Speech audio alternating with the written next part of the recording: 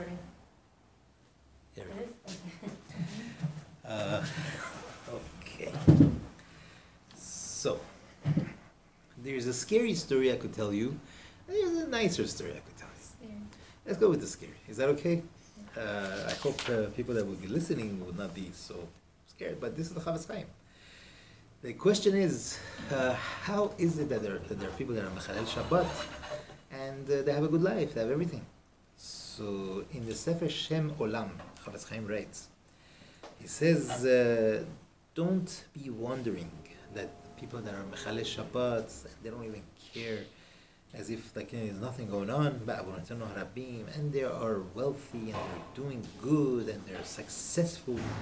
He says when you look into it, when you follow them, you see it sometimes at the end, they lose everything.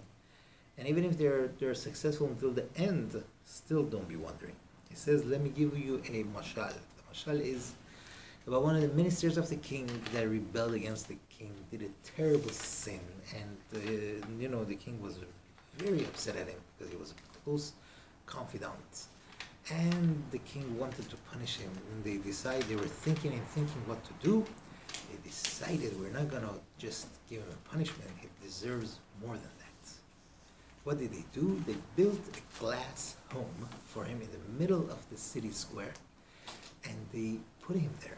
They locked him up in that glass home. No food.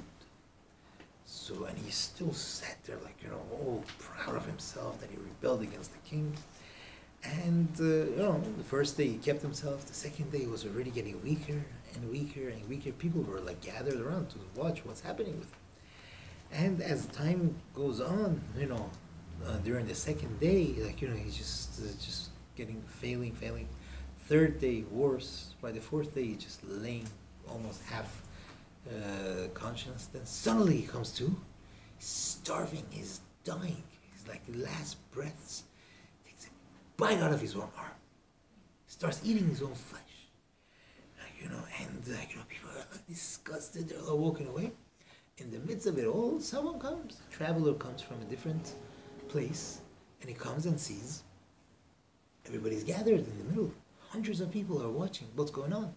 And he gets closer and he says, let me see what's happening. What's going on? They said, this is one of the king's ministers who rebelled against him and is being punished. But they said, how? I said, they're not feeding him. He gets closer and closer. He says, what are you talking about? He's sitting and eating meat. How could you say that he's being punished and he's not being fed? Everybody turns around and says, dude, don't you see? He's eating his own flesh. What are you talking about? He's like, this is what you call being fed? What is that talking about? Chavetz Chaim says, this is exactly this person. Hashem gives him hashba'ah, Hashem sends him all the abundance and everything, but that's, he's biting his own flesh. He is eating his rewards here in this world. One Shema, one time he answered Amen to a beracha, just one time. How much sachar, how much reward there is, how much reward he gets for that, and he's losing it all. Why? Wow, right? And he's losing it all. Why? Because over what? Because he's rebelling against the king of the world. So unfortunately, so that's gives us a chizuk, we are, when you keep Shabbat, when you're connected to Hashem, this is the sign that we have between us and Hashem. The more a person learns about it, the more a person understands it. We are just showing, Baruch Hashem, that we want to follow the king's rules. Okay. B'Shem Hashem na'aseh v'natzliach. V'HaKadosh Baruch Hu alanu v'rachamav yarviach. Halachot of mukseh are hard, sort of. But as long as we start categorizing them, learning them properly, we're going to, Ezrat Hashem, be able to learn it and know it well. Amen. What's mukseh? What is the word mukseh? Very good, right? Maktseh oto midato. That means he sets this thing aside, separates himself from it, right? Actually, in the old Mishnah language, there was a little yard behind the home. They used to call it mukseh. Why? Because that's where they kept, wood for burning and stuff like that, in that sort of backyard. It's called the mukseh, but that's what the mukseh is. Now, the Rambam writes towards, did I write it? Yes. In Perek Chavdalet, chapter 24, Halachot of Shabbat, the Rambam writes, Asru Chachamim, I'm going to try to use the language of the Rambam, because what better language can we use? It says, Asru Chachamim prohibited to move certain things on Shabbat, just like he would move them during the weekday. Because, and why is that? Why did the Chachamim place a prohibition on this? They said, if the Nevi'im come and they warn us, right, that our walking on Shabbat should be different, our talking on Shabbat should be different than the weekday, right? Like we say on the Kiddush of Shabbat, right? Im tashim meshavar raglecha, asad chafatza b'yom chodshi, l'kdush Hashem mechubad, v'karada Shabbat oneg, l'kdush Hashem mechubad, v'chibato ma'asot erechecha, mim metzoch yatzacha, v'daber davar. Your speech should be different, right? Right? What was the beginning? Mahaloch, right? You know, how you walk. The walk that we walk on Shabbat should be different than the weekday. We're going to get to that Be'ezrat Hashem sometime. But, during the week, like, a person is rushing, you're going to catch a bus, you got to catch this, you got to get to the appointment, this and that. On Shabbat, where are you going? It's Shabbat. So we shouldn't walk in a rush manner, unless you're going to shul, right? But on Shabbat, we shouldn't walk in a rushing manner. Relax. Los Angeles style of walking. Like, laid back. That's Shabbat, right? So Rambam writes, if the Nevi'im are telling us, like, your activities on Shabbat should be different than the weekday, so too, and more so, when you want to move things on Shabbat, it should be different than the weekday, so that Shabbat shouldn't look like a weekday in your eyes. And Rambam writes, this is the key, he says once he does that, once he moves things that would be prohibited, mukseh, he's going to go ahead and start moving things around the whole day, from one corner of the house to the other corner of the house, from one house to another house, and to take the rocks off. What are all these stones doing on the floor? Let me just put them aside. All of Shabbat, he's going to be doing this sort of stuff, moving things around, and and so on and so forth, right? Shalom, right? And things like that. That's all he's going to be doing the whole Shabbat. Right? And the Torah writes, right? Lema'an tishbut. Shabbat has to have an aura, has to have an atmosphere of Shabbat, right? And this guy, imagine the modern terminology. He has a garage. In his garage, he has a chainsaw. He has all his device, his gadgets. And what does he do? The whole Shabbat, he has nothing to do. What's he gonna do? He comes back from tefillah, and he eats the meal. And it's the summertime. He has 7 hours to kill. What does he do? He goes to the garage. He starts setting it up. Takes the chainsaw, hangs it there, and sets up this. Moves everything around. Where is Shabbat? There is no tishbut. There is nothing. And that's what the Rambam is saying. The guy has got nothing to do. He's going to find something to do to be busy, and then there is no Shabbat. And the whole thing, the Torah says, Lema'an yanuach. You need a menuchat nefesh, and he doesn't have it because he is allowed. Had he been allowed to move objects that are mukseh? Another reason Rambam writes, right? When he checks out on his stuff and he starts moving them around, right? That these things are like a pen, like a cell phone. What's going to happen? He might start using them, right? That's another gezerah that the Rambam writes, and Chas v'Shalom is going to be over an Isur Deoraita. Another reason Rambam writes is because some people, they don't, particularly during the week, have their jobs don't entail chilul Shabbat, don't entail melachot. They don't plow, they don't weave, they don't sew, they don't do a lot of things, right? Someone sitting in the office, just talking on the phone, let's say, I don't know, sales, this guy doesn't do much melachot necessarily. So now, and on Shabbat, you tell him, you don't come up with the idea of mukseh. For him, Shabbat is no different. The whole week he's talking. Shabbat also he's talking. What's the difference between Shabbat and now, and the rest of the week? Nothing. Rambam writes something else. Back in the day, everybody was working. He says you have yoshvei kiranot, people that sit around the street corners, and they have nothing to do. For them, what's the difference between Shabbat and the weekday? So Chachamim came and said, on Shabbat, there are a lot of objects you can't move. There's an idea of mukseh, so that you'll understand that this is mukseh, there's a difference in Shabbat and the rest of the time. That's another reason that the Rambam writes that is asur. Okay. Ra'avad, Rabbi Avram ben David, he writes another reason. He says that that Chachamim made certain objects to move around on Shabbat, because if you were able to move everything around, move things from one place to another, then you might go ahead and carry them from Reshut HaYechid to Reshut HaRabim, or vice versa. That means you're going to carry them out of Reshuyot. And that's a Melacha D'Oraita, that's a biblical Isur. So because of that, Chachamim came and made restrictions. Not every object can you move. Once you have a restriction, so you're about to take something out, you say, wait a minute, is this thing mukseh or not? If it's mukseh, oh, I can't touch it. If it's not mukseh, you already stopped. You already used your brakes and you stopped, and you're already not going to take it out. And that is the reason that the Ra'avad writes is the reason for mukseh. Could be all the reasons, could be all of the above. But these were just a few reasons, like the Rambam writes, and Rashi also. The first one that we said is also Rashi, that that there has to be a difference between Shabbat and the rest of the week. Okay, so that's the first thing that we should know about mukseh.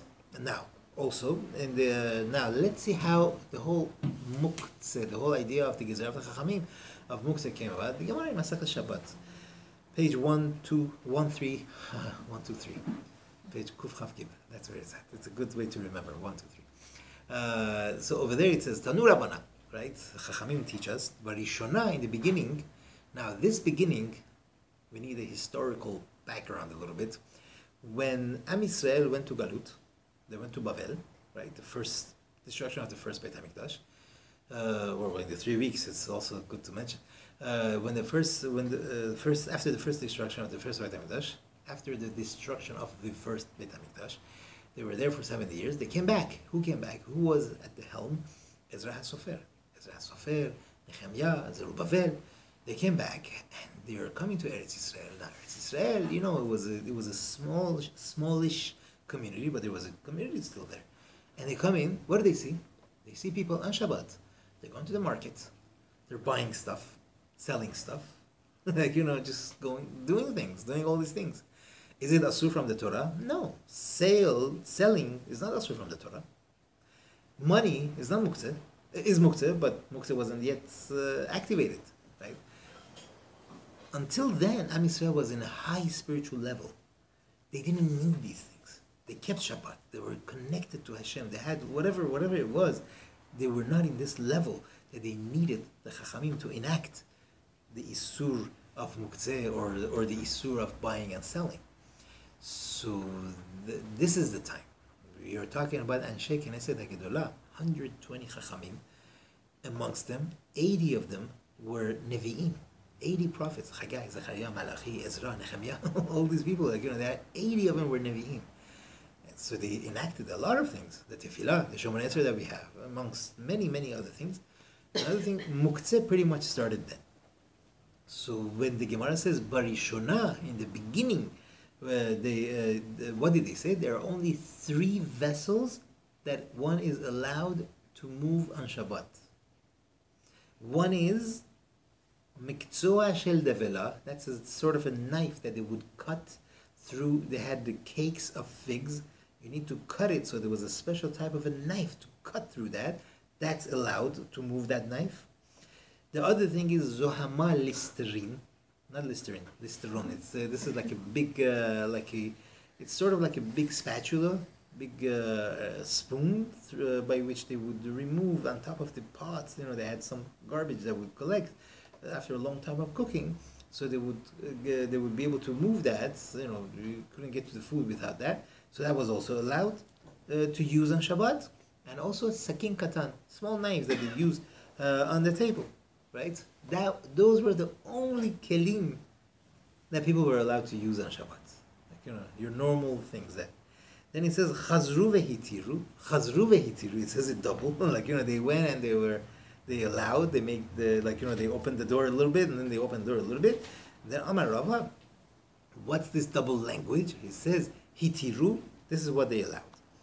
I'm just reading you the language of the Gemara. Keli shemelachto leheter. A keli means a vessel, a utensil, that the melacha, that its usage is allowed. What is the example of that? A knife, a fork, a plate, bowls, cups. Like these you're allowed to use. A broom, certain places you're allowed to sweep up. So there is a category, the first category in the kelim, in the vessels, are utensils that you are allowed to use them on Shabbat. So that the Chachamim made an allowance to move them. Letzorach gufo, if you need it, you need the cup to drink from. Or letzorach mekomo, you need the space where the cup is, you're allowed to, for that, move it. Right? And also, they allowed even, the next time that they made allowance, to even move it now. This is the terminology. Let's get to the terminology. The tzorach gufo umkomo we already explained. Gufo means the guf, the body, the thing itself, the mukseh. Or mekomo, the space where it's taking. Let's say you have something mukseh, you have a cup on the table. You are allowed to move the cup because you need the space. You want to put a plate there. Okay? Or you want to put a board game that is allowed to play on Shabbat. You want to put it there. Right. Also, there is another terminology, mechama letzel. What does that mean? From under the sun to the shade. I.e., if it's going to get damaged there, or it's going to get stolen there, either way it's the same category, you could go ahead and move that thing from where it is to a safe area. Put it under the shade or safe. That means if you have a cup, a glass cup, and it's sitting there, you could move it to safeguard it, right? To make sure it doesn't get the sun doesn't beat on it and then it's gonna explode and whatnot. Things like that, then you are allowed to move those objects. Is that clear? Okay, never mind. Ask. It's fine. I have to see how it plays out and then Okay, we'll good. answer. Now, we're still in that first category of kelim shemelachtam leheter. Okay? I have a question. Yes. So, let's say you put clothing to dry and it's in the sun and you're afraid it's going to get damaged by the sun. Colored. Yeah, discolored. Can you move the whole rack to the shade? Or can you bring it inside the house? If it was wet before Shabbat, isn't it considered mukseh? Depends how wet it was before Shabbat. Not We're gonna get to that. This is a little It's gonna get advanced. Yeah, this is a little advanced, though. What you're asking, clothing, wet clothing. If it was not so wet that you could have worn it, force yourself to wear it right when Shabbat began, then it's not mukseh even. It doesn't even begin the halachot of mukseh, and you could move it. All right, but it was like sopping wet at that time. Then it's a question. It's a question. All right. But that's considered something that would have gotten damaged. You're saying because it is a mukseh item? Right. If it's a mukseh, then damage is not going to help you. Only the tzorach gufo umkomo. Let's say now, we're going to have to see. You take a sheet and just put it over it, right? Yeah, that you could do. That you could do, unless the sheet is a little bit wet, then it's a mukseh. It's going to look like you did laundry. Now, keli shemelachta leheter, right? These vessels that you use them, right, for a melacha that is allowed, right? Let's say like a cup that you want to drink from, a plate or a bowl or a dish that you're going to use for eating, a knife that you're going to cut bread, meat, and your food with it. Whether you want to use the thing itself, whether you want to use the cup or any of these things themselves, you want to use it right now for yourself, or you need the space where the plate or the bowl or the knife and whatever it is. So that's called the tzorach gufo, tzorach mekomo. Okay, tzorach gufo, tzorach mekomo. And also, you don't want it to get stolen. Where it might be in a way of kids are playing over there, and these plates are sitting on the table, and the table is like the kids could bump into it. It's gonna break. You can go ahead and take that plate and move it from where it is to a safe area. Otherwise, listen to this. The Ben Ish Chai says, if he just wants to play with it, A person sits at the table, he's bored, right? Someone is talking and he gets bored. And there's a fork there, he wants to play with the fork. Or he wants to just twiddle the cup, move around the cup. It's asur. It's crazy because we used Keli. to play all these cup games with the music. Like the cups, like the cups. Oh, right. Yeah, you can make cup towers.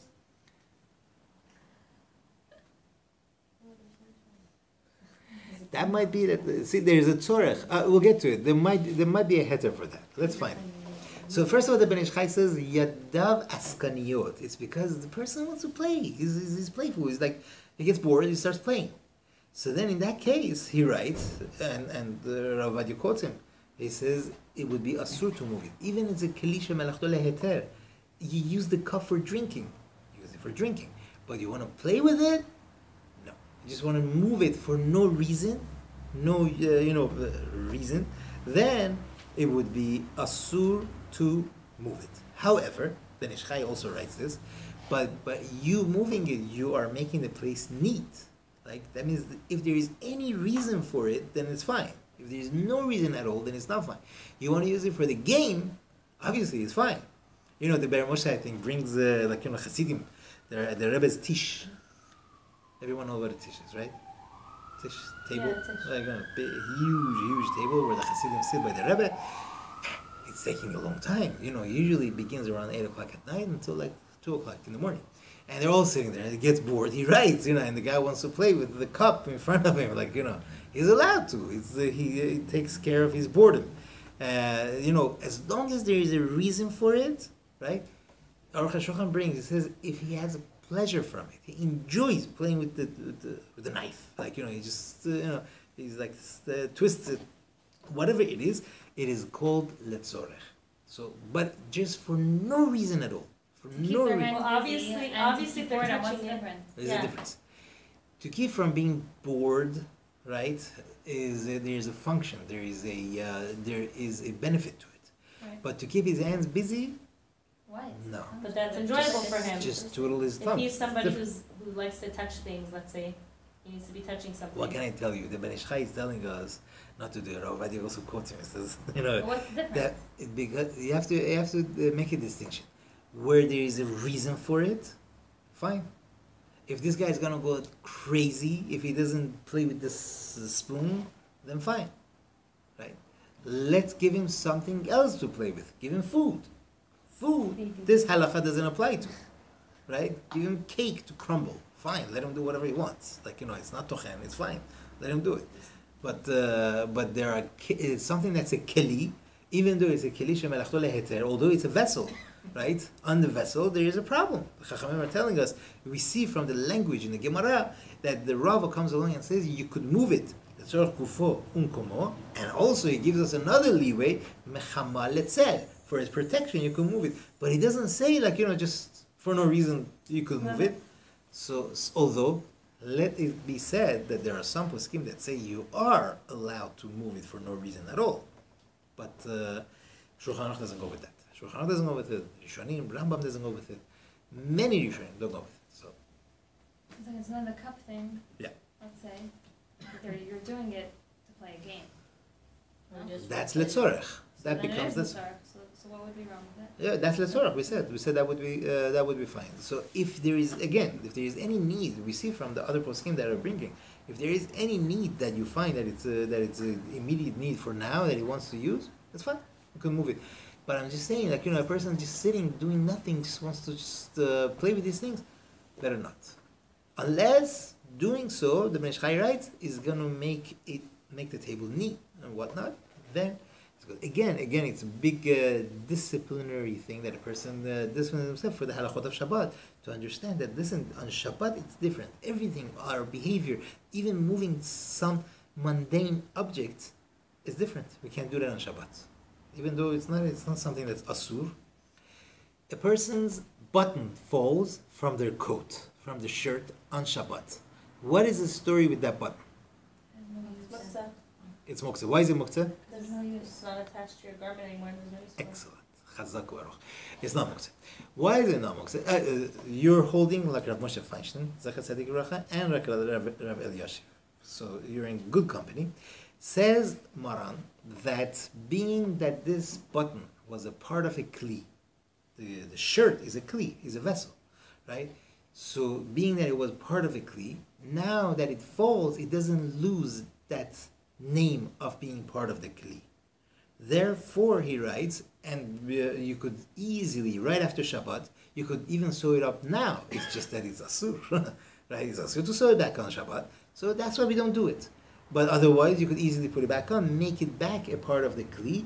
Therefore, he writes that it is not mukseh. You could easily just pick it up, put it wherever you like, But without in any its present shinoi. tense, it doesn't have any. Excellent. But because it was a part of it, now the status of it didn't change just because it fell. Just because it fell, the status of it didn't change. Maran writes in Yavia Omer Chelik Zayin that it is allowed and it is not considered mukseh. A What about a button, button that was never on a shirt? so then it was never part of a kli.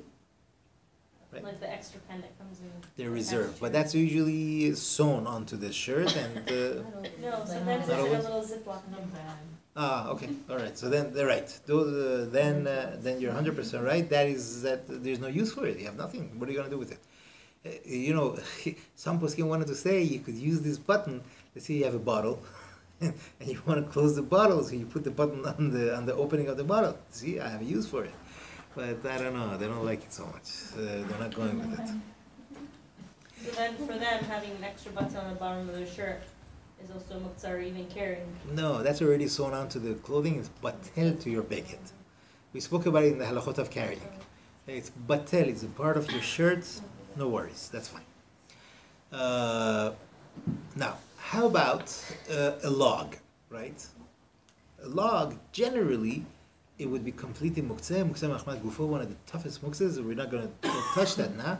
Let's say before Shabbat, he set aside this heavy log to keep the door open. Okay? So now it becomes a keli shemelachto leheter. Now it's a vessel that the melacha of it is heter. There's nothing wrong with this log right now. No matter how heavy and no matter how big this log is, it's still not mukseh. You're allowed to on Shabbat move it, sit on it, hit someone over the head with it. It's completely mutar. It's not a problem. The name of the keli was not taken away from it. It still remains a keli. The heaviness or the size of it will not make any difference. Also, kelim that are set aside for Pesach. Wait, I have a question. Yes. In shul there are those like rubber things that are on the floor that like you could leave the door open with it. Right. So that's the same thing as a log. That's a keli. That's certainly a keli. A log just by itself is nothing. Is a mukseh machmat gufo. It itself, you have no use for it. But that one is dedicated as a kli. That's no question. That's fine. There's no question on that. The only question would be on the log because it's just a regular log. Now, your Pesach utensils during the year, you don't want to touch this stuff. It's going to become chas v'shalom chametz. You can't touch them. So who touches them? So therefore, you see, it's mukseh. It's set aside. Really, the halacha is that kelim shemelachtam leheter, because wow, big deal. Now you're going to use it. So what? It became chametz. You could make it kosher. It's not the end of the world. So therefore, these kelim, right? Even though he's makpid, he's very careful not to use them during the year. They're considered keli shemelachtam leheter. You want to move it because it's in your way or whatever it is. You want to get to something in the closet, and this box of Pesach utensils is in your way. You could easily move that box aside and get to your destination. Okay? Food. What about food? Right? Food that is edible. Even if the food is frozen. I'm not talking about raw chicken. Raw chicken is not edible, right? So the frozen also is not edible. But you have choresh, right? It's frozen. Is it mukseh? No. No, because you could just let it thaw and eat it, right? Let it sit out, and you could eat it. So it's not even mukseh. It never got the name of mukseh even. Food that is edible, like any food, it never went under the category of mukseh. If it's a raw food, like that is not edible, then we're dealing with mukseh. We're going to deal with that. But we're going to deal with that, just an edible food never became mukseh. The same halacha with books, kitvei kodesh, not just books, any kitvei kodesh, right? The laws of mukseh never applied to them, right? It was never enacted. The halachot of mukseh was never enacted on books. Even if you have books for sale, right? You sell books. So you might think, oh no, he doesn't want to touch these books because it's going to look used and nobody's going to buy. It's a mitzvah to learn Torah. So these things, the halachot of mukseh was never enacted on them. How about, chas v'chalila, you walk by your door and you see the mezuzah has fallen, right? Can you pick it up? Yes. It's not mukseh?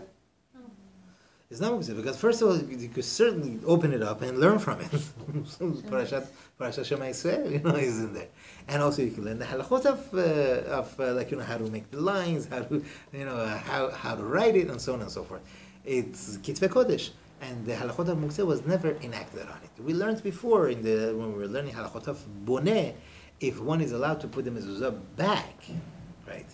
If it's in the whole mezuzah case fell, you can't. The only way to attach it back to the thing would be with like nails or tapes, and that would be boneh, right? But if just the mezuzah fell out of its socket, the thing is there, everything is there, the mezuzah itself, the parchment fell out, you could definitely put it back in there. Or like in Israel, they have a hole inside the doorpost, and somehow, I don't know how, it got yanked out, you could put it back in. That's not considered mukseh at all, and a person could even put it back where it fell. All right? So enough for this week. I didn't write it.